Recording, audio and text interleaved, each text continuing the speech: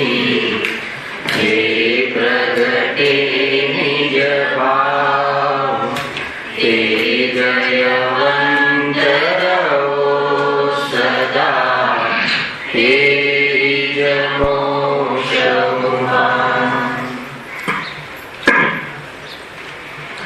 श्री मोक्ष मार्ग प्रकाशक ग्रंथ से बीजा अधिकार पर આપણે સ્વાધ્યાય ચાલી રહ્યો છે. એમાં ટોપિક છે પેજ નંબર 35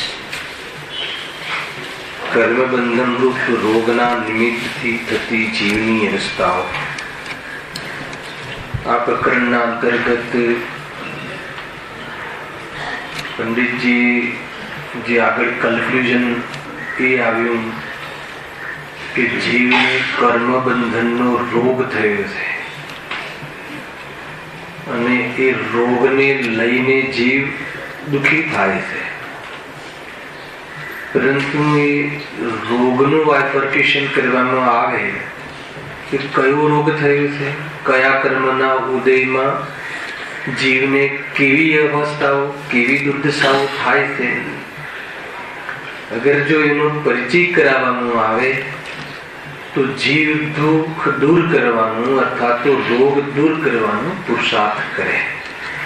પ્રયોજન તો રોગ અર્થાત તો દુઃખનું કારણ મટાડવાનું જ છે, પરંતુ એ દુઃખરૂપ ભાષવું જોઈએ ને, એટલા માટે આનો વિસ્તાર કરવામાં આવ્યો છે. અત્યાર સુધી જીવ અજ્ઞાની કેમ રહ્યો? સુખી થવા ઈચ્છવા વાળો જીવ સુખને પ્રાપ્ત કેમ ના થયો? તો કહે છે કે દુઃખને જ સુખ માની લીધું, રોગના કારણને જ રોગના દૂર થવાનું કારણ માની લીધું. એના કારણે એ રોગી જ રહ્યો.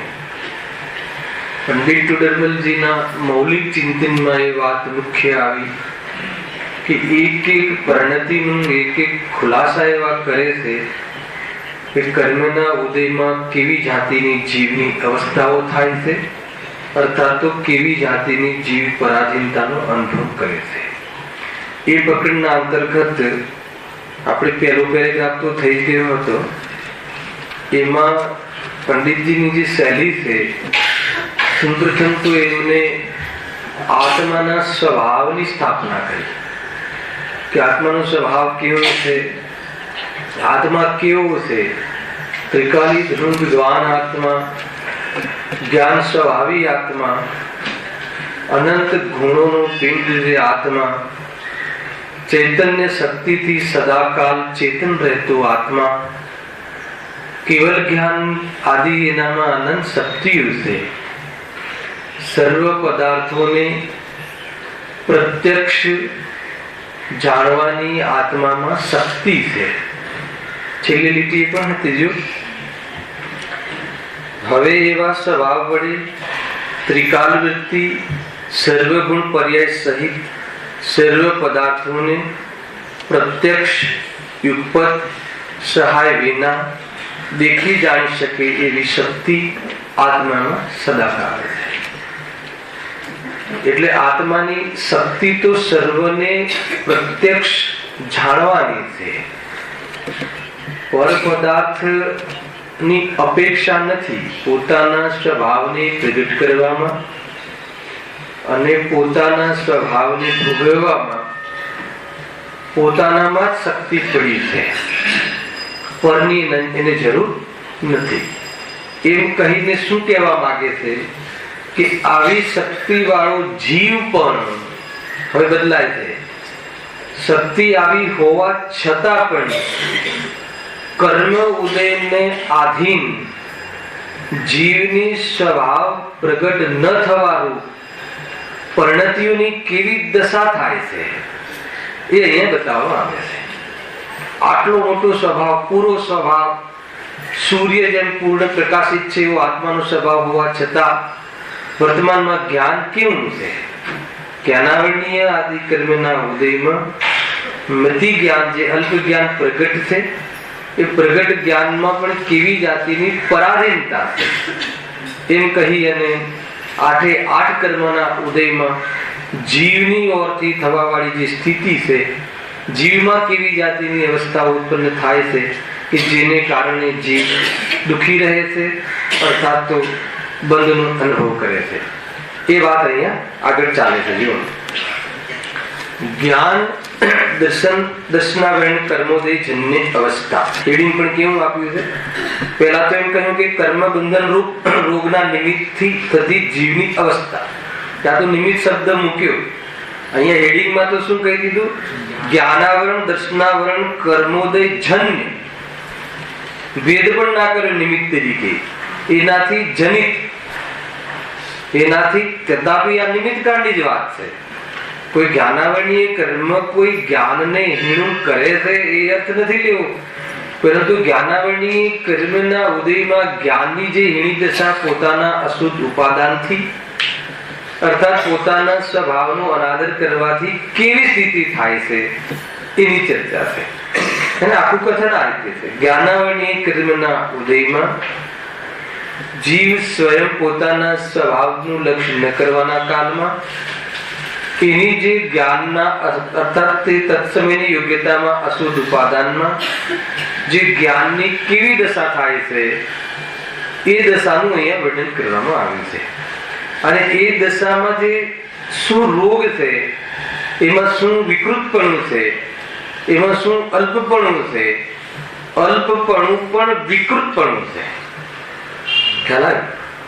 જીવનો સ્વભાવ તો સર્વ ભાવાંતર છિદે છે ને, સંસારના સર્વ પદાર્થોને ભિન્ન રહીને એક જ સમયમાં યુગપદ જાણવાનો સ્વભાવ છે, કોઈની પણ સહાય વગર. છતાં વર્તમાનમાં જ્ઞાનાવરણીય કર્મના ઉદયમાં ઇન્દ્રિયોની સહાય પૂર્વક જાણવાની પરાધીનતામાં કેવી જાતિની જ્ઞાનની અવસ્થાઓ થાય છે. જાણવામાં પણ કેવી પ્રકારે જાણે છે, સ્પષ્ટ નથી જાણતું, જેવું છે એવું નથી જાણતું, અલ્પ જાણે છે. જાણવામાં પણ કોઈ પદાર્થ વચ્ચે આવી જાય તો એ માની લો કે ચક્ષુ સંબંધી પદાર્થોમાં કોઈ પદાર્થ વચ્ચે આવી જાય તો એ પદાર્થ ન દેખાય. એવી અનેક પ્રકારની જે સિચ્યુએશનો બને છે તો એવું જ્ઞાન સામાન્ય વારંવાર આ કહું છે તો એવો સ્વભાવ કે પોતાનામાં રહીને ક્યાંય પણ ગયા વગર કોઈ પણ ઇન્દ્રિય અર્થાત આલોક પ્રકાશ આદિની સહાય વગર હે ને ડાયરેક્ટ આત્મના પ્રદેશોથી જે પર્યાયો નાશ થઈ ગઈ છે એમની પણ, જે પર્યાય ઉત્પન્ન થઈ એનું પણ, અને સર્વ પદાર્થોની સર્વ પર્યાયો નું એક સમયમાં જાણવા રૂપ આત્માનો સ્વભાવ છે. એવા સ્વભાવ વાળા આત્માની કેવી દશા થાય છે એની ચર્ચા છે. કર્મના ઉદયમાં કેવી જાતિની પરિસ્થિતિઓ બને છે એની ચર્ચા છે. જો પરંતુ એટલે શું, ક્યાં કનેક્ટ કરશો જયેશભાઈ? આગળ તો શું કહ્યું? સ્વભાવ તો આટલો મોટો છે, પરંતુ હે ને પરંતુ કહીને એ વાતને ગૌણ કરે છે. ક્યાં ગૌણ કરે છે? ચર્ચામાં. ક્યાં ગૌણ નથી કરવાની? દ્રષ્ટિમાં. આ પ્રયોગ તો જોડે જ રાખવાનો. ગૌણ કરીને બીજો પક્ષ બતાવવા માટે અહીંયા ચાહે છે, પણ બીજો પક્ષ બતાવવા પાછળનો બીજો પક્ષ એટલે શું? બીમારીનો.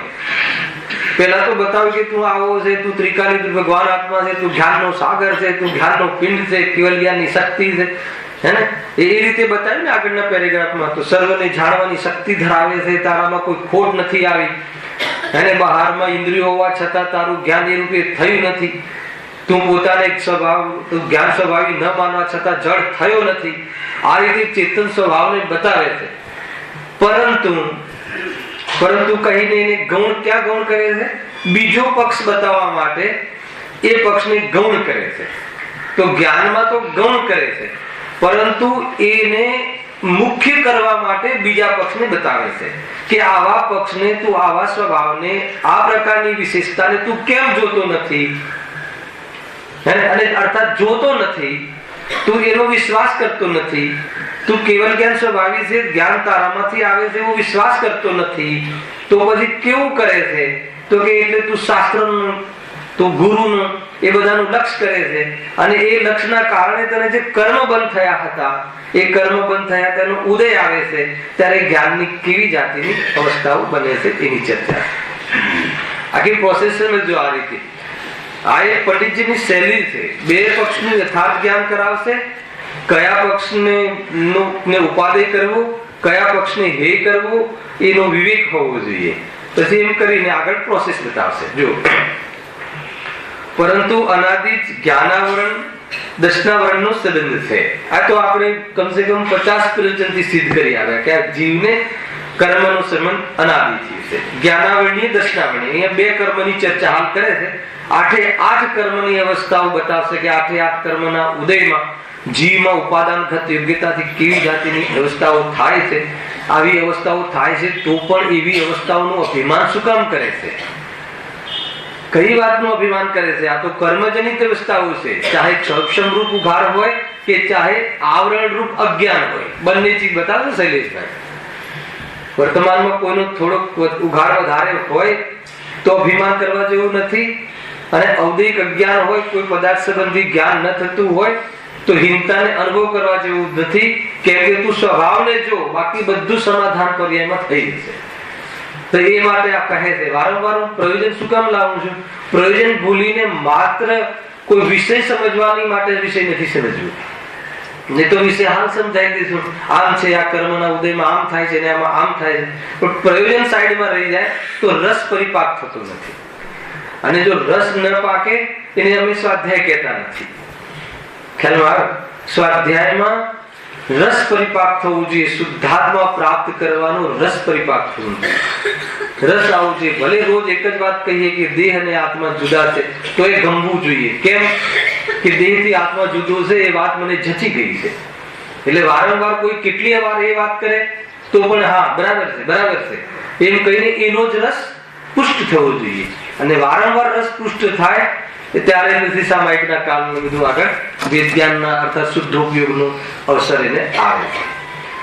પૂર્વ ભૂમિકા માટે બહુ સજાગ રહેવું જોઈએ. આપણને ચકાસવા હોય, આપણને આપણી કસોટી કરવી હોય તો કોઈ એમ કહે કે દેહથી આત્મા ભિન્ન છે તો એ વાત તમને કેટલી ગમે છે, એના પ્રત્યે કેટલું તમારું કોન્સન્ટ્રેશન રહે છે, એ કેટલી યાદ રહે છે, કેટલી પોતાની બની જાય છે, અભ્યાસમાં કેટલું રહે છે, એ પોતાની પરિણામની કસોટી કરવી હોય તો ત્યાંથી કરજો. ખ્યાલમાં આવે કે સાંભળવું તો આ જ છે, કોઈ પણ આવે તો બતાવશે તો આ જ ચૈતન્યનો સ્વભાવ બતાવીને શું બતાવશે કે જડથી જુદો છે. છેલ્લે કથન તો એ જ આવશે કે જડથી જુદો છે. એ વાત છે. જો પરંતુ અનાદિ જ્ઞાનાવરણ દર્શનાવરણ નો સંબંધ છે, જેના નિમિત્તથી એ શક્તિનું વ્યક્તપણું થતું નથી. કઈ શક્તિનું?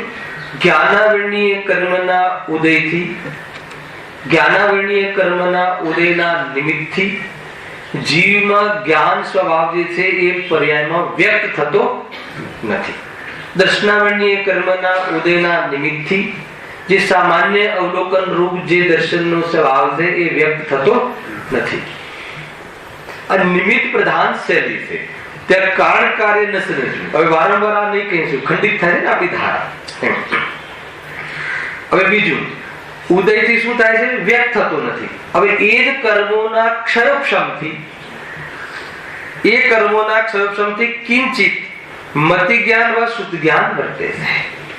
બે વસ્તુ ખ્યાલમાં આવે. પહેલાનો વિસ્તાર કર્યો પણ હતો કે જ્ઞાનાવરણીય કર્મનો ઉદય અને જ્ઞાનાવરણીય કર્મનો ક્ષયક્ષમ બે સિચ્યુએશનો કહી નહીં ભાઈ. જ્ઞાન પર આવરણ કરવામાં નિમિત્ત બનવા વાળા કર્મનો ઉદય થયો તો ઉદય થવાથી આત્માની પર્યાયમાં જ્ઞાન સ્વભાવ વ્યક્ત થતો નથી. એક હવે એ જ્ઞાનાવરણીય કર્મનો ક્ષયક્ષમ થાય છે એટલે નાશને પ્રાપ્ત થાય છે. ક્ષય ઉપશમ ને ઉદય ત્રણની મિશ્ર અવસ્થાઓ છે. એકદેશ ઉદય રહે છે. સર્વથા સંપૂર્ણ સર્વઘાતી પ્રકૃતિનો ઉદય થતો નથી, અર્થાત એનો ક્ષયક્ષમ થાય છે. તેને તમે સામાન્ય જ ભાવાસન કરવું હોય તો એ કર્મ નથી રહેતું એમ સમજો, એનો નાશ થાય છે. તો એ વખતે શું થાય છે? એ વખતે જીવની પર્યાયમાં કિંચિત મતિ જ્ઞાન શુદ્ધ જ્ઞાનનો ઉગાડ થાય છે. ખ્યાલ આવે? અર્થાત તો જાણવાનો સ્વભાવ વ્યક્ત થાય છે. ખ્યાલ આવે? જાણવાનો, અત્યારે તમને કોઈ પણ વિષય સંબંધી જાણવાનો સ્વભાવ વ્યક્ત થયો અથવા તો જાણવું થયું, જાણ્યું, ખબર પડી. ખ્યાલ આવે? તો એમાં નિમિત્ત કોણ? હું નિમિત્ત છું કે તમારા જ્ઞાનાવરણીય કર્મનો ક્ષયક્ષમ નિમિત્ત? હું ગયા રવિવારે બી સમજાવતો હતો, એના આગળના રવિવારે બી સમજાવતો હતો, એના આગળના રવિવારે બી સમજાવતો હતો, પણ તમને આ રવિવારે જ ખબર પડી. એટલે સમજાવવા વાળો તો હું 3 રવિવારથી હતો અથવા અનેક રવિવારથી હતો, પણ તમને આજે જ ખબર પડી. એ જ વાત. એટલે હું તો નિમિત્ત પણ નહોતો. નિમિત્ત કોણ થયું? અંતરંગ નિમિત્ત. હે ને? બહિરંગ નિમિત્ત માં પછી વર્તમાન સામે જે વિદ્વાન હોય એ ગુરુદેવ લઈ લો, અરિહંત પરમાત્મા લઈ લો, જે અત્યારે આ ચિત્રમાં નથી, એ બધા નિમિત્ત તરીકે લાગશે, કેમ કે આ વાત એમને કહેલી છે. એ બાહિરંગ નિમિત્ત છે. અંતરંગ નિમિત્ત તો એ વખતે જ્ઞાનાવરણીય કર્મનો ક્ષયક્ષમ થયો, એ સંબંધી જ્ઞાન પર આવરણ કરવા વાળું કર્મ ક્ષયક્ષમને પ્રાપ્ત થયું. એટલે આ બાજુ શું થયું? જ્ઞાનનો ઉઘાડ થયો. હવે એ જ્ઞાનનો ઉઘાડ થયો એ ઉપાદાનની અર્થી જોઈએ તો જ્ઞાયકમાંથી અર્થાત જ્ઞાન ગુણનું પરિણમન છે. એ વખતના એ સમયનું સ્વકાલ પરિણમન છે. પણ એ વખતે તે સંબંધી પદાર્થોનું જે જ્ઞાન થયું એના આવરણ કરનાર જ્ઞાનાવરણીય કર્મનો ક્ષય થયો. આ શું છે? આ સ્વરૂપ છે, આ સિચ્યુએશન છે. હવે આવી સિચ્યુએશનમાં જ્ઞાનમાં પરાધીનતા કેવી વર્તાય છે અહીંયા તો એ બતાવવું છે. પહેલા એક વસ્તુ બતાવી, આ ક્ષયક્ષમ જ્ઞાનનું સ્વરૂપ છે. કેવલ જ્ઞાનની અપેક્ષાએ આ જ્ઞાનની પર્યાયનો દોષ છે. ખ્યાલ આવે કે નહીં? કેમ કે જ્ઞાનની પર્યાયનો દોષ એટલે છે કે જ્ઞાનની પર્યાયનો સ્વભાવ કેવો હોવો જોઈએ? સંપૂર્ણ જાણવાનો, કોઈને અવલંબન વગરનો, ડાયરેક્ટ આત્માના પ્રદેશોથી વગર સામે જે હોય કે ન હોય તો પણ જાણવું થાય એવો આત્માનો સ્વભાવ હશે. પરંતુ એ સ્વભાવમાં એવો સ્વભાવ હોવા છતાં પર્યાયમાં બીમાર છે, પર્યાયમાં કમજોરી છે. કેવી કમજોરી છે? કે એ સંબંધી જ્ઞાનાવરણીય કર્મનો ક્ષયક્ષમ હોવો જોઈએ. એ પદાર્થ સાથે એ માની લો કે પાછળ કયા કલરનો ફોટો લગાવેલો છે, તો પહેલા તો પાછળ ફરવું પડે, આંખને ભીડાવી પડે. એ આંખને ભીડાવા પછી એ સંબંધી જ્ઞાનાવરણીય કર્મનો ક્ષયક્ષમ હોવો જોઈએ અને ઉપયોગ ત્યાં લાગેલો હોવો જોઈએ. જ્યારે આટલી સિચ્યુએશન થાય ત્યારે પછી તમે કહો કે ફોટાનો કલર લાલ કલરનો છે અને કલરની જગ્યાએ બીજી જગ્યાએ ઉપયોગ લાગી ગયો, અને એ ઉપયોગ લાગવાના કાળમાં તમારે ત્યાં પાછળ ફર્યા વખતે ઉપયોગ દુકાને જતો રહ્યો. મારી સામે બેઠા હોવા છતાં, હું જે શબ્દ બોલી રહ્યો છું એ કાને પડતા હોવા છતાં જ્ઞાન નથી થતું. કેમ? ખ્યાલ આવે કે નહીં? એ ગજલ છે. ઘણી વાર ભાઈ હું ઓલી કેસેટ સાંભળું ને ગુરુદેવની કે કંઈ પણ, તો કોઈ સબ્જેક્ટ, કોઈ પ્રમેય આપણે ફેર સ્પષ્ટ કરવો હોય તો આપણે રિવર્સ કરીએ. હવે રિવર્સ કરીને સાંભળું, રિવર્સ કર્યા પછી ઉપયોગ બીજે જતો રહે. તો એ તો આવી ગયું, બહારનો એ શબ્દ તો આવ્યા પણ ઉપયોગ ત્યાં નહોતો. ફરી બાજુ રિવર્સ કરીએ. વળી એવું 3 વખત 4 વાર બને કે આપણે સ્પેશિયલ એ પ્રયોજનથી આપણે એ વાતને ત્યાં મૂકીએ પણ ઉપયોગ બીજો જતો રહે. તો ત્યાં ખ્યાલ આવે કે એવી કેટલી સ્વતંત્રતા છે, હે ને? અર્થાત તો ઉપયોગની કેટલી હીનતા છે. કેવલ જ્ઞાનીઓને ઉપયોગમાં એવું છે જ નહીં, બધું જ ઝલકે છે. ત્યારે આપણે તો ઉપયોગ ત્યાં લાગેલો રહે. તમે અત્યારે જો અહીંયા ધ્યાન ના આપીને ધ્યાન કહીએ છીએ આપણી ભાષામાં, અહીંયા ઉપયોગ ન લગાવ્યો અને ઉપયોગ બીજે ગયો તો અત્યારે જેવું કહી રહ્યો છું એ સંબંધી જ્ઞાન નહીં થાય. એ એક પર્યાયની બીમારી. ખ્યાલ આવે કે નહીં? ખરેખર સ્વભાવ એવો નથી. ખરેખર તો સ્વભાવ એવો છે કે અહીંયા રહી ત્યાં ગયા વગર, અરે ઉપયોગ લઈ ગયા વગર, ઉપયોગનું ત્યાં લક્ષ્ય કર્યા વગર જ્ઞાન થાય એવો આત્માનો સ્વભાવ છે, મૂળ સ્વભાવ છે. એ સ્વભાવને કયો સ્વભાવ કહેવાય છે? કેવલ જ્ઞાન. અને એની શક્તિ કોનામાં છે? આપણામાં છે. પરંતુ એ પ્રગટ નથી થયો એ વખતે જે સક્ષમ જ્ઞાનમાં જીવની કેવી દશા હોય છે. વર્તમાનમાં મારી પાસે જે મતિસુત જ્ઞાન છે, આવરણ જનિત જ્ઞાન કહ્યું ને, કેટલી બધી સિચ્યુએશન બને ત્યારે એ વસ્તુ સંબંધી જ્ઞાન થાય. તમારે પ્રવૃત્તિ આ તો જ્ઞાનની જ કહી, એ સિવાય તો બીજા કર્મોની પણ કંપની જોઈએ છે, એની કંપની વગર નહીં. તમારો એવી જાતિનો પુણ્યનો ઉદય, જયેશભાઈ, ગાડી ટાઈમ પર મળવી, હે ને, અને અહીંયા પહોંચવું, કેટલી બધી અનુકૂળતાઓ, બધા કર્મોની અનુકૂળતાઓ મળે ત્યારે તો એ કામ થાય. ત્યારે કેવલી ભગવાનને જાણવું હોય તો, જાણવું હોય તો નહીં, જાણી જ રહ્યા છે. ખ્યાલ આવ્યો કે નહીં? આપણી ભવિષ્યની અનંતની પર્યાય જે હોય એમાં શું થવાનું છે જાણવું હોય તો ઉપયોગ ત્યાં લઈ જવો નથી પડતો. એમને કોઈ પુણ્યનો ઉદયની જરૂર પડતી નથી, કેમ કે એ તો શરીરના આવનમનથી જાણતા જ નથી. કોઈ એમની મનના પરમાણુ બરાબર હોય. ખ્યાલ આવે કે નહીં? મતલબ કે આ પરમાણુનો 100 વર્ષ પછી કયો કલર થશે એ જોવો હોય તો, અને આ પરમાણુનો અત્યારે કયો કલર છે એ જોવો હોય તો એમને આંખ ખોલવી પડે, આ પરમાણુ પાસે આવવું પડે, એ બધું કરવું પડે છે. કેમ કે એમને આંખનું આવનમન લેવું જ નથી પડતું, ડાયરેક્ટ આત્માના પ્રદેશોથી જાણે. ખ્યાલ આવે હું શું કહું છું?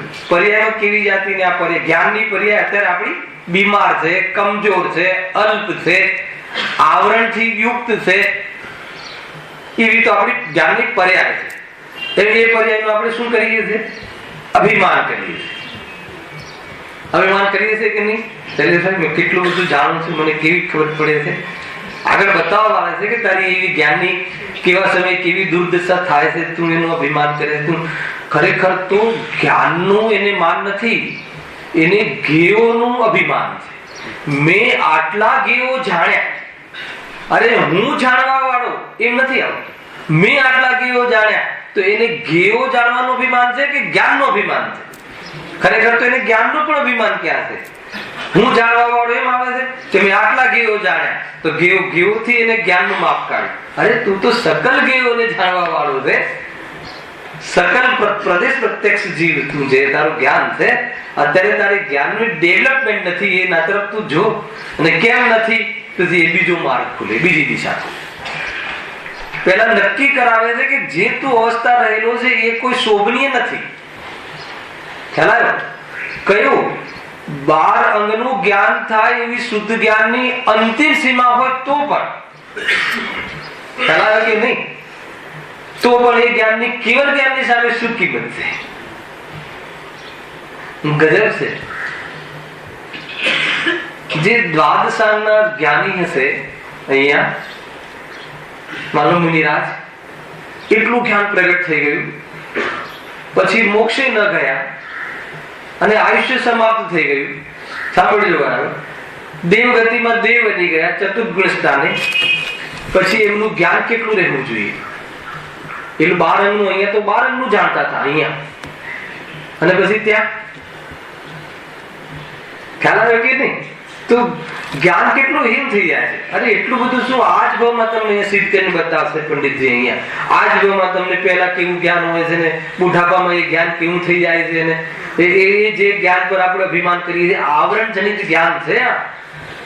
એ જ્ઞાનની એટલી પરાધીન પ્રવૃત્તિ છે કે એવી દુર્દશા થાય છે, એની ચર્ચા અહીંયા કરવામાં આવે છે. એના પહેલા અહીંયા સ્વરૂપ બતાવી દીધું. જ્ઞાન કેવું છે કે જ્ઞાનાવરણીય કર્મનો ઉદય હોય, અને એ વખતે જ્ઞાનની એવી ઉપાદાનગત યોગ્યતા ના હોય, લાખ પ્રયાસ કરી લે પરંતુ એ સંબંધી જ્ઞાન નથી થતું.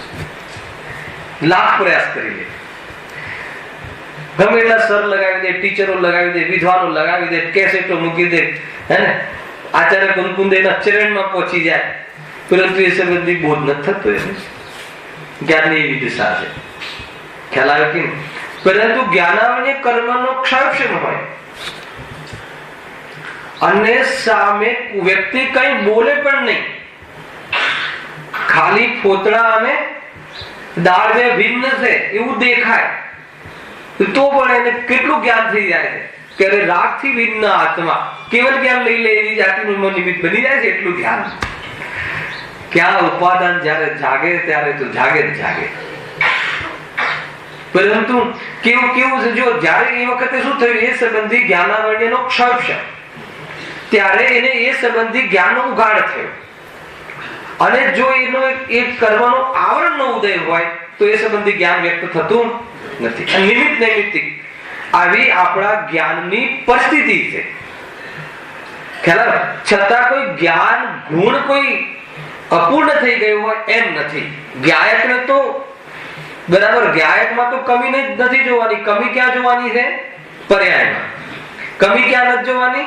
સ્વભાવમાં. કેમ? કારણ કે સ્વભાવમાં તો કમી છે નહીં, અને એ સ્વભાવ આટલો સુંદર હોવા છતાં આવી કમીને તું પ્રાપ્ત થયો છે એ તને શોભા નથી, એમ બતાવવા માટે આ ચર્ચા કરવામાં આવે. ખ્યાલ આવે કે નહીં?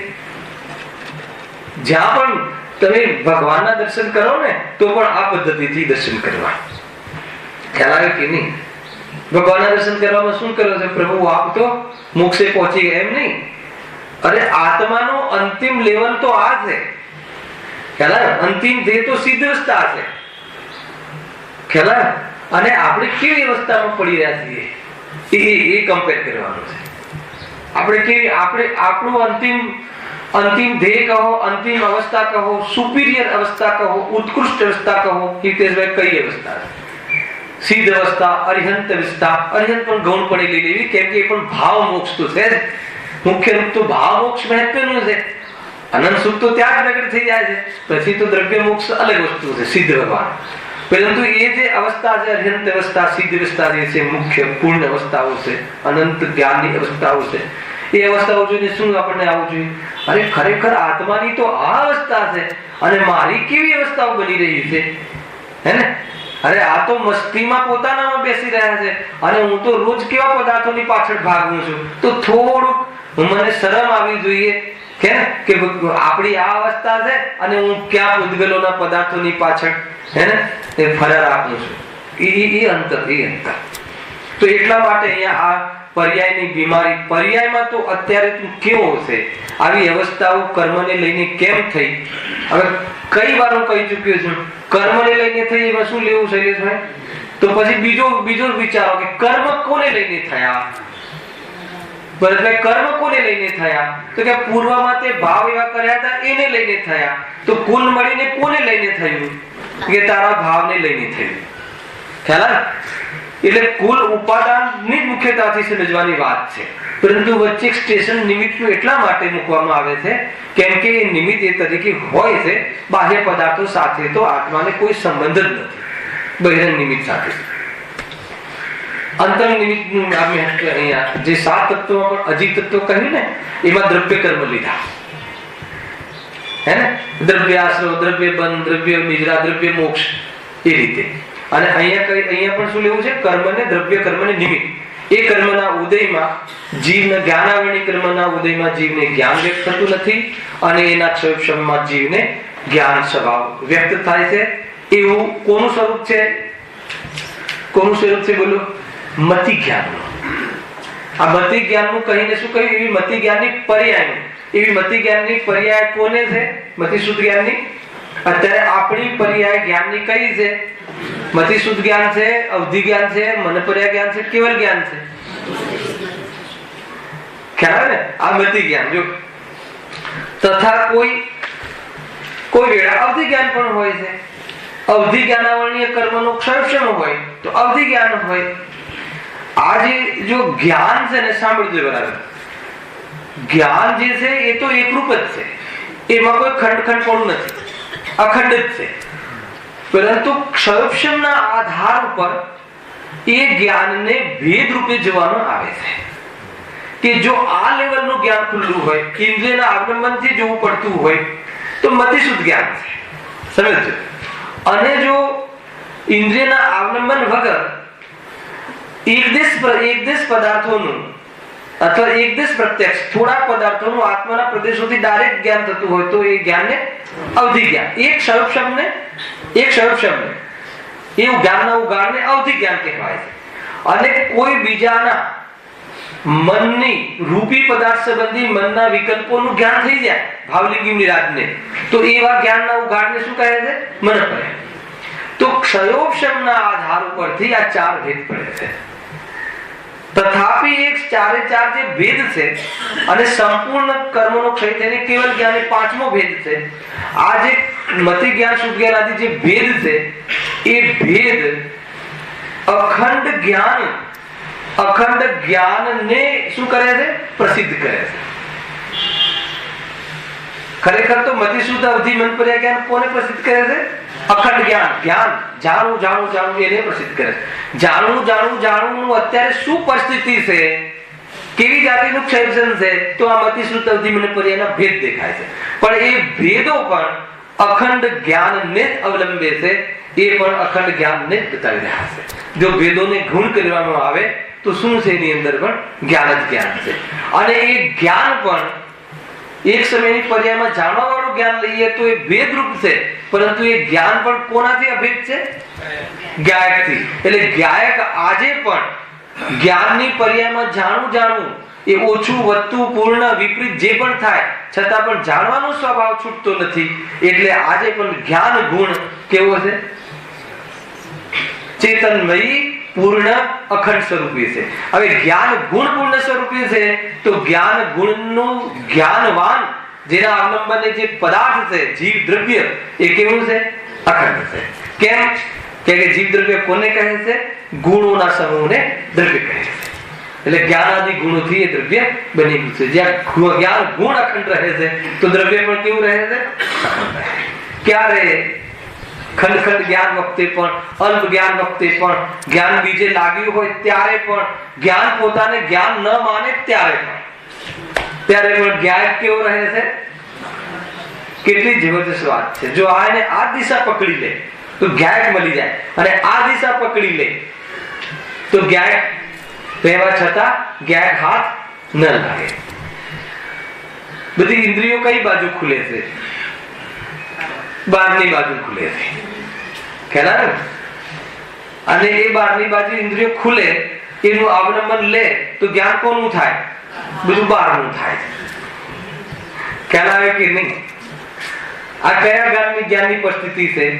મતિ શુદ્ધ જ્ઞાન. ચિંતા નહીં કરતા, આ જ જ્ઞાન, આ જ જ્ઞાન હે ને, જે ભવના હેતુ માટે વર્તતું હતું, આ જ જ્ઞાન સ્વસન્મુખ થઈ જાય તો ભવના અભાવ હેતુ થઈ જશે. આ જ જ્ઞાન એ બધી આગળ વાત આવશે. અહીંયા તો પહેલા તો આ જ્ઞાનની પીટાઈ કરવી છે. આ જ્ઞાન જ્યારે કોઈની સાથે દોસ્તી કરે છે ત્યારે કેવી જાતિની અનુભવ થાય છે, અને કેવી જાતિની સ્થિતિ ઊભી થાય છે એની ચર્ચા છે. વળી કોઈ વેળા અચક્ષુ દર્શન હોય છે તો કોઈ વેળા ચક્ષુ દર્શન વા અવધિ દર્શન પણ હોય. આ ક્યારે હોય? કોઈ વેળા અચક્ષુ દર્શન તો કોઈ વેળા ચક્ષુ દર્શન તો કોઈ વેળા અવધિ દર્શન. આ ક્યારે હોય? કે જ્યારે મતિ શુદ્ધ જ્ઞાન થાય. સાંભળજો, જ્યારે મતિ શુદ્ધ જ્ઞાન થાય, કોઈ પદાર્થો સંબંધી મતિ શુદ્ધ જ્ઞાન વેપાર કરે, એના પૂર્વે જે દર્શન થાય એને કયું દર્શન કહેવાય છે? કયું દર્શન? અચક્ષુ દર્શન અને ચક્ષુ દર્શન. ખ્યાલ? ચક્ષુ દર્શન ને અચક્ષુ દર્શન એ મતિ જ્ઞાન, એ મતિ દર્શન છે એમ કહી દો. મતિ જ્ઞાન પૂર્વક, મતિ જ્ઞાનના પૂર્વ, મતિ જ્ઞાનના પૂર્વ જે દર્શન થાય એ દર્શનના બે નામ છે, ચક્ષુ દર્શન ને અચક્ષુ દર્શન. કેમ? કે મતિ જ્ઞાન ચક્ષુ અને અચક્ષુ. ચક્ષુ ને ચક્ષુ ખ્યાલ આવે? ચક્ષુ અને ચક્ષુ સિવાયની બાકીની ચાર ઇન્દ્રિય એને અચક્ષુ કહેવાય. અચક્ષુ નો અર્થ થાય, અચક્ષુ એટલે આંખ નહીં એમ નહીં. અચક્ષુ એટલે આંખ વગરની બાકીની ઇન્દ્રિયો દ્વારા, અને ચક્ષુ એટલે ચક્ષુ ઇન્દ્રિય દ્વારા મતિ જ્ઞાન જે પદાર્થોનો બોધ કરે એ પદાર્થોનો પૂર્વમાં જે સામાન્ય અવલોકન થાય એને શું કહે છે? ચક્ષુ અચક્ષુ દર્શન કહે છે. આ છે, આ ફંડામેન્ટલ છે. તો અને અવધિ દર્શન, અવધિ જ્ઞાન પહેલા, અવધિ જ્ઞાન પહેલા, અવધિ જ્ઞાનમાં જે પદાર્થોનું જ્ઞાન થાય એ પહેલા જે સામાન્ય અવલોકન થાય એને અવધિ દર્શન કહે છે. પછી કેવલ દર્શનમાં જયભાઈ, જ્યારે કેવલ જ્ઞાન જે પદાર્થોનું જ્ઞાન કરે એ પૂર્વે, બરાબર છે, કેવલ જ્ઞાન જે પદાર્થોનું જ્ઞાન કરે એની સાથે એ પદાર્થોનું સામાન્ય અવલોકન થાય એને કેવલ દર્શન કહે છે. ખ્યાલ? દર્શન એટલે શું? દેખવું. તો લીધું તો બહુ વાર અહીંયા આપણે દેખવાને ક્યાંક દેખવામાં શું સમજીએ છીએ? આંખોથી દેખવું. કહીએ એ નથી. અહીંયા પદાર્થોનું સામાન્ય અવલોકન એ દર્શન ચેતના છે અને પદાર્થોનું વિશેષ અવલોકન એ જ્ઞાન ચેતના છે. 2 પીરિયડ અહીંયા લીધા હતા, મને યાદ છે. સામાન્ય વિશેષ લીધું હતું, ચક્ષુ અને દર્શન અને જ્ઞાન, દર્શન ઉપયોગ ને જ્ઞાન ઉપયોગ લીધું હતું. ખ્યાલ? દર્શન ઉપયોગ ને જ્ઞાન ઉપયોગ કોના ભેદ છે?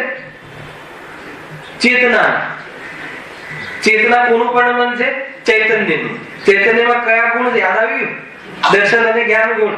તો દર્શન અને જ્ઞાન ગુણ અર્થાત તો સર્વ પદાર્થોનો જેમાં પ્રતિભાસ થાય છે એને ચેતના કહે છે. આ પ્રતિભાસ કેટલા પ્રકારનો થાય છે? 2 પ્રકારે થાય છે. એક સામાન્ય પ્રતિભાસ, એક વિશેષ પ્રતિભાસ. કોના દ્વારા થાય છે? મતિ શુદ્ધ જ્ઞાન હોય તો 5 ઇન્દ્રિય અને મન દ્વારા, અને કેવલ જ્ઞાન હોય તો ડાયરેક્ટ ખ્યાલ. આપણે કોના માધ્યમથી પદાર્થોનો બોધ કરીએ છીએ? 5 ઇન્દ્રિય અને મન દ્વારા. એને જ્યારે પદાર્થોનો બોધ કરીએ છીએ તો એ પદાર્થોનું પહેલા સામાન્ય અવલોકન થાય, એને દર્શન કહે છે, અને એના પછી એ પદાર્થોનું વિશેષ અવલોકન થાય, એને જ્ઞાન કહે છે. સામાન્ય અવલોકન દર્શન ગુણનું કાર્ય છે, અને દર્શન ચક્ષુ અચક્ષુ બધા દ્વારા થવાથી ચક્ષુ દર્શન અચક્ષુ દર્શન એવા નામ પડે. ખ્યાલ આવ્યો? ચક્ષુ અને અચક્ષુ. જો ચક્ષુ અને અચક્ષુમાં બીજું શું અંતર છે કે ચક્ષુમાં પદાર્થ ભીડાતો નથી, અને બાકીની જે ઇન્દ્રિયો છે એને પદાર્થ ભીડાય છે. ખ્યાલ? કોઈ અગ્નિ જોવી હોય તો ચક્ષુને અગ્નિ ભીડાતી નથી, પરંતુ બાકીનામાં માન લો કે હવા ઠંડી છે કે ગરમ છે, એ શરીરને સ્પર્શ થાય ત્યારે જીવને ધ્યાન થાય છે. એટલે ચક્ષુ અચક્ષુ બાકીની બધી ઇન્દ્રિયોમાં લઈ લેવું. તો આ અચક્ષુ ને ચક્ષુ દર્શન કયા જ્ઞાનના પૂર્વે થાય છે? મતિ જ્ઞાનના પૂર્વે. એટલે એને બીજું મતિ દર્શન કહો તો પણ ચાલે, છતાં એ વિષયોની ઓરથી, ઇન્દ્રિયના ઓરથી એ દર્શનનું નામ ચક્ષુ દર્શન ને અચક્ષુ દર્શન પડ્યું. ખ્યાલ? આ જે જ્ઞાનના આત્માના જે વિશેષ ગુણ છે ને, જૈન સિદ્ધાંત પ્રશ્નોત્તર માલા જે સોનગઢથી બહાર પડેલી બુક છે, એમાં આ બધું છે. એમાં મેં તો સાંભળ્યું છે માત્ર કે સોનગઢમાં જયારે ગુરુદેવનું પ્રવચન ચાલતા ત્યારે ત્યાં મુખ્ય રૂપથી જિનેન્દ્ર પ્રશ્નોત્તર માળાના ક્લાસ નિયમથી ચાલતા. જેવી તમે સોનગઢ જતા હશો તો એટલી મહત્વપૂર્ણ એ બુક છે કે આ બધું ફંડામેન્ટલ ખ્યાલ નહીં હોય તો ક્યારેક આ ભાષાઓ નહીં સમજાય. એટલા માટે. અને ત્યાં એ ચલાવવાળા પણ કોણ? ખીમજી ભાઈ, રામજી બાપા, એવા જે સમર્થ વિદ્વાન, એમના દ્વારા આ વિષયો ચાલતા હતા ત્યાં સોનગઢમાં. આપણને તો એનો લાભ મળ્યો નથી, પણ સાંભળ્યું છે જરૂર. તો એ રીતે એટલા માટે આ દર્શન ગુણ જે છે ને, ત્યાં ગુણ અધિકાર છે.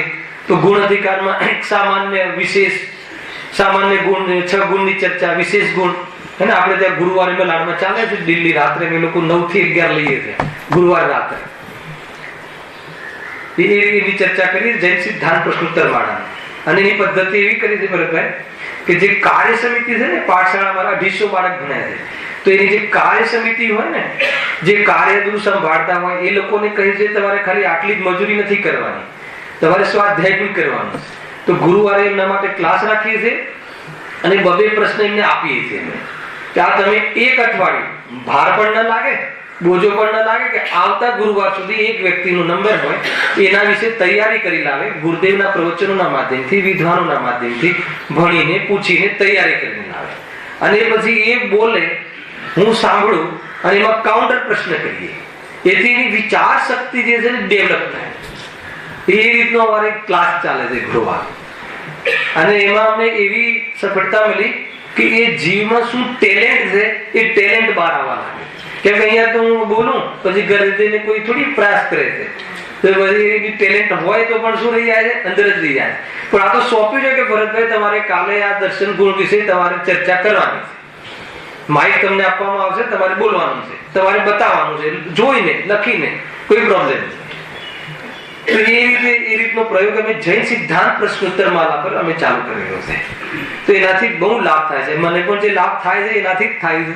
એ વિશેષ રીતે એની ચર્ચા કરીએ, કરાવીએ તો એનાથી વિશેષ ખુલાસા આપણને પણ થતા જોવામાં આવે છે. જો અહીંયા શું કહ્યું વળી કોઈ વેળા અચક્ષુ દર્શન હોય છે તો કોઈ વેળા ચક્ષુ દર્શન વા અવધિ દર્શન પણ હોય છે. ક્યારે હોય?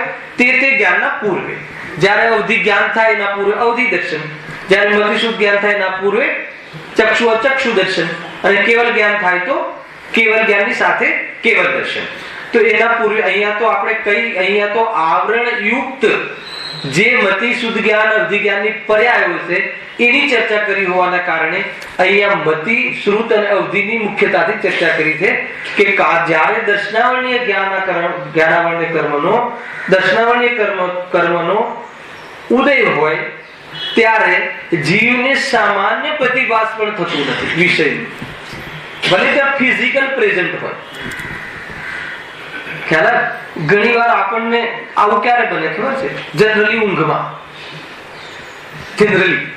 ઊંઘમાં ઘરમાંથી કોઈ લૂંટીને જતું રહે એ તો પણ ખબર પડે છે, તો દર્શન જ્ઞાન સ્ટોપ થઈ જાય. શું થતું હશે જરા વિચાર કરજો. ક્યાં ગયા દર્શન જ્ઞાન ગુણની પરિણામ? ઊંઘમાં કયા કર્મનું નિમિત્ત કરીએ છીએ આપણે? પ્રવચનમાં ઊંઘ આવે તો કયા કર્મનો ઉદય કહેવાય? દર્શનાવર્ણીય કર્મનો ઉદય. અમે એટલે તો કહીએ છે કે ઊંઘ આવે તો દર્શનાવર્ણીય કર્મને કહો ને, આ મારું શું વાત છે? ખ્યાલ કે નહીં? જો એ બહુ જ એમાં પછી ઊંઘના ભેદ છે ને, પ્રચલા પછી શું છે? હા, એ જે 4 કે કેટલા ભેદ છે? હા, ભેદ છે, 5 ભેદ છે. એ બી બહુ સરસ વિષય છે. કોઈને એવી ઊંઘ હોય કે આમ બાજુમાંથી કોઈ નીકળી જાય તો પણ જાગી જાય, હે ને? કોઈને એવી ઊંઘ હોય કે એકવાર બોલાવીએ તો જાગે, કોઈને એવું હોય કે પાણીની ડોલ નાખીએ તો જાગે, કોઈને એવી ઊંઘ હોય કે જે ઊંઘમાં બધા જ કામ કરી આવે. બને છે કે નથી બનતું? ઊંઘમાં જઈ અને બીજાને ઘરે જઈને પાછો આવી જાય, મતલબ એ છે ને એવી ઊંઘ વાળા જીવો હોય. તો ઊંઘ કેવી જાતિની ઊંઘ હોય છે? સૌથી વધારે દૂષણ ઊંઘ છે. ખરેખર ઊંઘવું ના જોઈએ. એ ડોક્ટર ભલે વર્તમાનમાં કહે કે આટલી ઊંઘ જોઈએ, કશું ફરક પડતો નથી. મુનિરાજની કેટલી ઊંઘ હોય છે? કયા બીમાર પડે છે? અંતર્મુહૂર્ત તો લેટે નવીનભાઈ, અને ક્ષણોની ઊંઘ હોય. લેટવામાં અંતર્મુહૂર્ત થી વધારે ના લેટે. યથાયોગ્ય અંતર્મુહૂર્ત મુહૂર્ત લઈ લો. લેટવામાં પણ ગજબ છે. એ જે પાસે ઊંઘ્યા હોય, જે પાછું એ પાછું બદલે નહીં. ખ્યાલ આવે છે મુનિરાજની શું પવિત્રતા હોય છે પરિણામોની? કેમ કે એટલી અહિંસા પરનો ધર્મ છે. આ એક જે જમીન જે પેલું શું કર્યું હોય, પરિમાર્જન કર્યું હોય પીછીથી, અને પછી લેટ્યા હોય, પછી આપણે તો કેટલી કરવટ બદલીએ ત્યારે ઊંઘ આવે. એમને તો એક જ કરવટ, કેમ કે એમને ઊંઘવું નથી ને. ખ્યાલ આવે? એક જ કરવટ. કેમ કે આ બાજુ કોઈ જીવ રાશિ આવી ગઈ હોય તો એમના નિમિત્તે એમનો હિંસા ન થાય એવી. બોલો કેવી જાતિનું સ્વરૂપ હોય છે. અને લેટે તો અંતર્મુહૂર્ત જેવી હોય એમનો કાળ, અને એમાં ઊંઘ આવી જાય તો સેકન્ડોની ઊંઘ કહે છે ગુરુદેવ તો. હા, પોણી સેકન્ડ જેવી ઊંઘ કહે છે. બોલો ગજબ નું તો એમનું તો શરીર ખરાબ ના થયું, એમને તો 5 કલાક થી વધારે ઊંઘવું જોઈએ, જે આજના ચામડાના ડોક્ટરો જે કહે છે. ખ્યાલ આવે કે નહીં? એ તો કેવું છે. આવું કેમ કહું છું ખબર છે હિતેશભાઈ? કે આપણી પાસે કર્મનો ઉદય એવો છે પંચમ કાળમાં કે ઘણું કામ કરીએ ત્યારે 2 ટાઈમના રોટલા ભેગા થઈએ એવી જાતિની આપણી કર્મ વ્યવસ્થા છે. તો આપણી બધી સ્વાધ્યાયનો સમય નથી રહેતો, એ દરેક જીવનો પ્રશ્ન છે. તો એના માટે એક આપણે આ વ્યવસ્થા બતાવી દીધી કે ઊંઘ જે છે ને એ ઊંઘ ઓછી કરી નાખો. 4 વાગે તો કોઈ દુકાન ખુલતી નથી, બરાબર? તો 4 વાગે ઉઠો, એ રીતે અભ્યાસ કરો, એ શરીરને અભ્યાસ થઈ જશે. 4 વાગે ઉઠવાનો ઓટોમેટિક. એલાર્મ પછી બંધ કરવી પડે એવી જાતિની જાગૃતિ આવી જાય છે અભ્યાસ કરવાથી. શરીરનો અભ્યાસ કરવાથી લોકો આખું ઘોળ વાળી દે છે ને કેવું કરે શરીરનો અભ્યાસ. આ કસરતો જે થતી હોય છે બધી જે સર્કસોમાં, તો તમે વારંવાર અભ્યાસ કરવાથી શરીર એ રીતે ટેવાઈ જાય છે. એ એટલા માટે ધર્મ નથી, એ શરીરનો ધર્મ છે. ખ્યાલ આવે કે નહીં? પહેલા તો આપણામાં અનુકૂળતા આવી જાય છે. હવે 4 વાગે ઉઠીએ, હે ને, મેચ જોવા બી લોકો ઉઠતા હશે કદાચ. ખ્યાલ આવે કે નહીં? તો એકવાર એ અભ્યાસમાં આવી જાય તો એ સમય આપણો બચી જતો હોય. ઊંઘમાં દર્શનાવર્ણી કર્મનો ઉદય હોય છે. કેમ દર્શન ગુણનું શું કામ? સામાન્ય અવલોકન. સામાન્ય એટલે સત્તા અવલોકન. કોઈ પદાર્થ છે એટલો પણ બોધ ન થાય.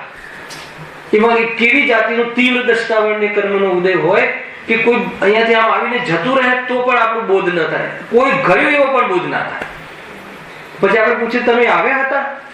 ઘણી વાર ઓફિસમાં બેઠા હોઈએ ને તો સ્ટાફ પેપર કે મૂકીને જતો રહે. આપણે ઊંઘતા તો ના હોઈએ ઓફિસમાં, કંઈક લખતા હોઈએ, આ હોય તે હોય. થોડી વાર પછી ફોન કરી પેપર આપી જાવ તો એ શું કે સર હમણાં જ આપ્યા ને, શું વાત કરે છે તું આવીને ગયો અંદર? ખ્યાલ આવે શું કહું છું? બને છે નથી બનતું, ક્યારે આવીને ગયો? તો કે દ્રષ્ટાવર્તી કર્મનો એવો તીવ્ર ઉદય હોય છે કે સામે આવીને જતો રહે તો પણ આપણે સામાન્ય અવલોકન ના થાય કે કોઈ આવીને ગયું. બોલે કર્મના કારણે માત્ર તો નિમિત્તની વાત છે. મૂળ તો એવી જાતિની પર્યાયની અશુદ્ધ ઉપાદાન કહો એવી યોગ્યતા થાય છે. તો એ જ્ઞાન પર શું ભરોસો? એ જે અલ્પ જ્ઞાન ને આવી આવરણ જનિત જ્ઞાનનો શું મહિમા?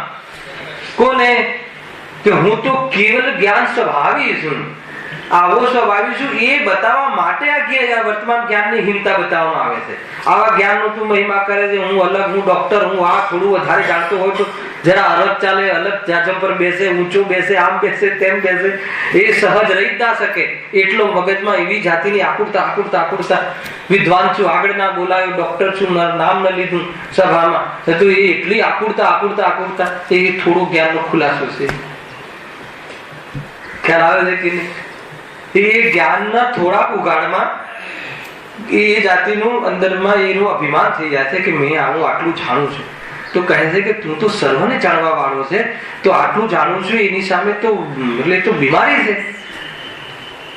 ખ્યાલ આવરણ જનિત જ્ઞાનની આ પોઝિશન છે. હજુ તો કેટલી અવસ્થાઓ બતાવવા વાળા છે, કેવી જાતિની અવસ્થાઓ થાય છે. પેલા તો આ બતાવ્યું કે શું થાય છે દર્શનાવરણી અને જ્ઞાનાવરણી એક કર્મના ઉદયમાં તે જે દર્શન જાણવાનો અને દેખવાનો સ્વભાવ વ્યક્ત થતો નથી, અને જ્ઞાનાવરણી દર્શનાવરણી અને કર્મના ક્ષરક્ષમમાં એ સ્વભાવનો વ્યક્તપણું થાય છે. એવું કોનું સ્વરૂપ છે?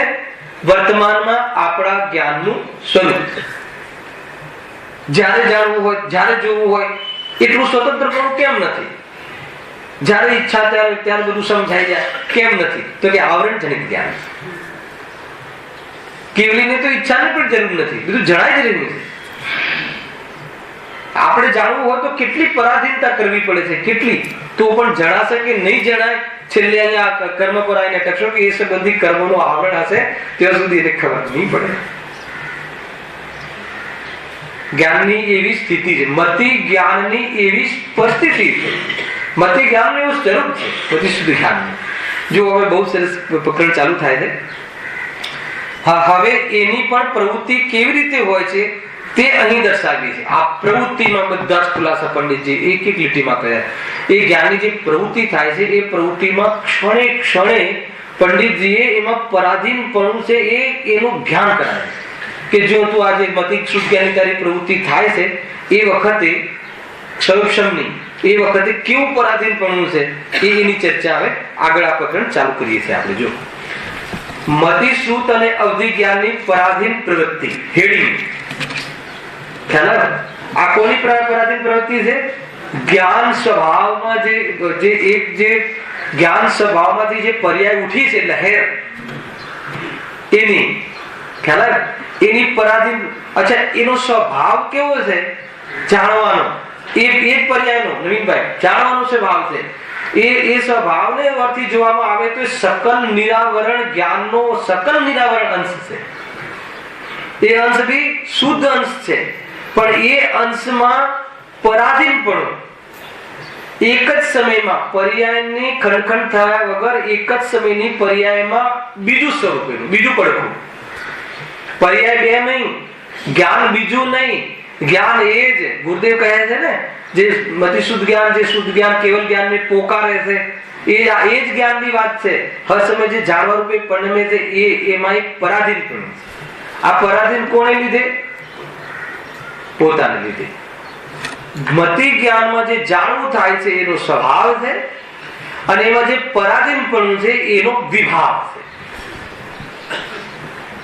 એને કોઈની સહાય લેવી પડે છે, એનો વિભાવ છે. અને સહાય લઈને પણ જાણવું જે થાય છે એનો સ્વભાવ છે. અને એ મિક્સ જે છે ને એમાંથી જ સ્વભાવને જોવાનું છે. આગળ તો ભેદ ધ્યાન કરાવવું પડશે ને.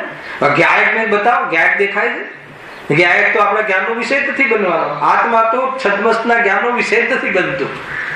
બતાવવું પડશે ક્યાંથી? તો આ જ જ્ઞાનમાં તમને ભેદ કરીને બતાવવા વાળા છે. બતાવો કઈ ગાથા? 15મી ગાથા. વિશેષનો આવિર્ભાવ એ જ સામાન્યનો આવિર્ભાવ છે.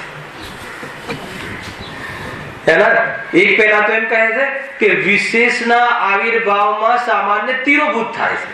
સાંભળજો નિરાનંદ, વિશેષના આવિર્ભાવમાં સામાન્ય તિરોભૂત થાય છે. પછી એ જ આચાર્ય એ જ ગાથામાં કહે છે, એ જ ટીકામાં કહે છે કે વિશેષના પરમાર્થથી જોવામાં આવે તો વિશેષના આવિર્ભાવમાં તો સામાન્યનો જ આવિર્ભાવ છે. તો પછી પહેલી લીટી શું? વિશેષના આવિર્ભાવમાં, વિશેષના આવિર્ભાવમાં દ્રષ્ટિ કરે તો વિશેષ એટલે પર્યાય, એના આવિર્ભાવની તું દ્રષ્ટિ કરે, પર્યાયની દ્રષ્ટિ કરે તો આત્મા તિરોભૂત થઈ જાય છે. સામાન્ય જ્ઞાન જે જ્ઞાયક તિરોભૂત થઈ જાય. એક સમયની ક્ષણિક પર્યાયનું અભિમાન આવી જાય તો હું ત્રિકાલી ધ્રુવ ભગવાન આત્મા જ્ઞાયક સ્વભાવી છું એને સૂચતું જ નથી. અને હવે વાત બદલાય છે. અરે જો એક સમયમાં જે જ્ઞાન પેદા થાય છે એ જ તો જ્ઞાયકને પ્રસિદ્ધ કરે છે. બીજું વળી કયું જ્ઞાન જ્ઞાયકને પ્રસિદ્ધ કરે છે? ભરતભાઈ, તમને આત્મા ક્યાં છે એ બતાવવું હોય તો કઈ રીતે બતાવશું? અને જે આ જાણવું થાય છે ને એ તો કયું જાણવું? અરે જે કોઈ જાણવું થાય છે, પંખાનું, ગટરનું, પ્રતિમાનું, જે પણ જાણવું થાય છે એ જાણવું થાય છે. જાણવું ક્યાંથી ઉદ્ભવે છે? તો જ્ઞાયક થાય. એ જ્ઞાયકને પ્રસિદ્ધ કરતું પ્રસિદ્ધ થાય. દીવો સ્વયં પ્રકાશિત થતો બધાને પ્રકાશિત. બધાને પ્રકાશવું એનો સ્વભાવ છે, એની ડ્યુટી નથી. એનું કલેક્શન છે. તો જ્ઞાન સ્વભાવ તો રોચક છે. પછી એની દ્રષ્ટિ, જે પણ તકલીફ છે દ્રષ્ટિમાં છે. જાણવામાં કોઈ તકલીફ નથી. જેટલું જાણવું છે ને એટલું બી પર્યાપ્ત છે. પણ છતાં બી આપણને આટલા જાણવામાં કોઈ અભિમાન થઈ જતું હોય, આટલા જાણવામાં તું મહંત માનતો હોય, તું પોતાને મહાન માનતો હોય તો એ જાણવાનું છે તને એ મતિ શુદ્ધ જ્ઞાન તરફ જાણવું થયું છે, શાસ્ત્ર સંબંધી, પદાર્થ સંબંધી કે જે પણ કોઈ સંબંધી હે ને, તો એ સંબંધી જાણવું થયું છે. એ જાણવામાં તારી પ્રવૃત્તિ થાય છે ત્યારે તું કેવું તને આકુરતા થઈ શકે છે, પરાધીન પણ એની ચર્ચા અહીંયા કરવામાં આવે છે. ખ્યાલમાં આવે છે કે નહીં? છતાં બીજો રસ્તો બતાવી દો, કોઈ નહીં. એ તો છતાં એને એ જ જ્ઞાનને તમે જાણવાની ઓરથી જુઓ, જ્ઞાનની ઓરથી, તો એ પરાધીનતાની દ્રષ્ટિ છૂટી જાય છે. એ એક પ્રયોગ છે. પણ જે વસ્તુનું સ્વરૂપ છે એ બતાવવું તો પડશે ને. હાલ હું કેવલ જ્ઞાની છું કે કેવલ જ્ઞાન સ્વભાવી છું? અંતર ખ્યાલ આવે ને રજનીભાઈ? કેવલ જ્ઞાન સ્વભાવી છું કે કેવલ જ્ઞાની છું? કેવલ જ્ઞાન સ્વભાવી છું. કેવલ જ્ઞાની નથી. પર્યાયમાં બીમારી છે તો એ બીમારીમાં કેવી પરાધીનતા છે બતાવે છે. જો એટલા ડિફરન્સીસ હોય છે, બે ભાઈઓ એક વધારે જાણતો હોય, બે પાર્ટનરો એક વધારે જ્ઞાન ધરાવતો હોય તો એને આમ પેલાને અછૂત સમજે છે. સમજે છે ને? અછૂત છે એમ સમજે છે. તો કે એ તારી દ્રષ્ટિ બહુ ખોટી છે. તું એને જ્ઞાયકનો પિંડ જો, વર્તમાન પર્યાયનો ભેદ નહીં કર તો બહુ દુઃખી થઈ જશે. કેમ? કે તું અત્યારે જેનો મહિમા કરે છે તારું જ્ઞાનનો એ કેવી દશા થવાની છે તને ખબર નહીં કે શરીર પર કપડા છે કે નહીં એટલો તને ખ્યાલ નહીં રહે. જ્ઞાન એવું થઈ જશે આ જ ભાવમાં બને છે કે નવીનભાઈ? છે કે નહીં દાખલા એવા? ધોતિયું પહેર્યું છે કે નહીં એ ભૂલી જાય છે. જ્ઞાન એવું થઈ જાય કે જે મહાન પંડિત ગજબ છે. ઉદાહરણ છે ફૂલચંદજી પંડિત જે સ્વર્ગલોક ગયા. આપણા જે પ્રમુખ પંડિત હતા ફૂલચંદજી શાસ્ત્રી, જેને ખાન્ય તત્વ ચર્ચામાં લીડિંગ કર્યું હતું. ગુરુદેવે મોકલ્યા હતા કે તમે લીડિંગ કરો આપણા આ આત્માની વાતનું.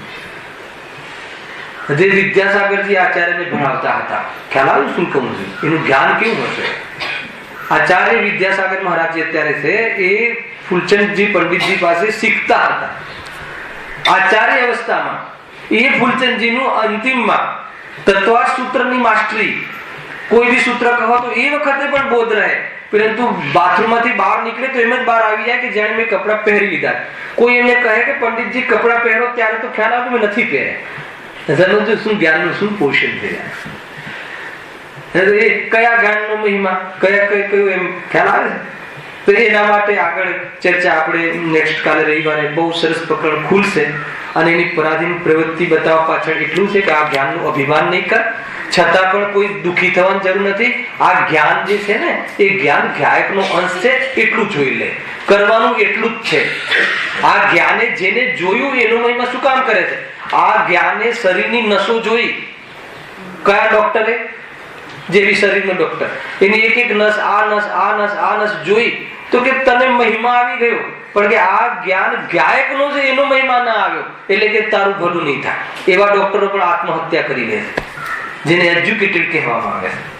કેમ કરતા હશે આત્મહત્યા? પેપરો વાંચ્યું હતું કે ડોક્ટરે આત્મહત્યા કરી લીધી. ડોક્ટર એટલે એજ્યુકેટેડ ગણાય ને આજના જીવનમાં. તો શું થયું પછી? એનું જ્ઞાન ક્યાં ગયું? બુદ્ધિ કેમ બેર મારી ગઈ? સમજો શું લોજિક છે. એટલે જ્ઞાન, આત્મજ્ઞાન મહાન છે. આત્મજ્ઞાન ही ज्ञान है, शेष सभी अज्ञान. ખ્યાલ આવે કે નહીં? એની ચર્ચા કરવી છે. અને આદવી અન્ય પદાર્થોનું જ્ઞાન પણ જ્ઞાન છે, છતાં એ જ્ઞાન જે છે એ જ્ઞાન મતિશ્રુત પ્રવૃત્તિ કરતું હોય છે ત્યારે કેવી પરાધીનતા થાય છે એની ચર્ચા આપણે કાઢી. સહેજાનંદી સુત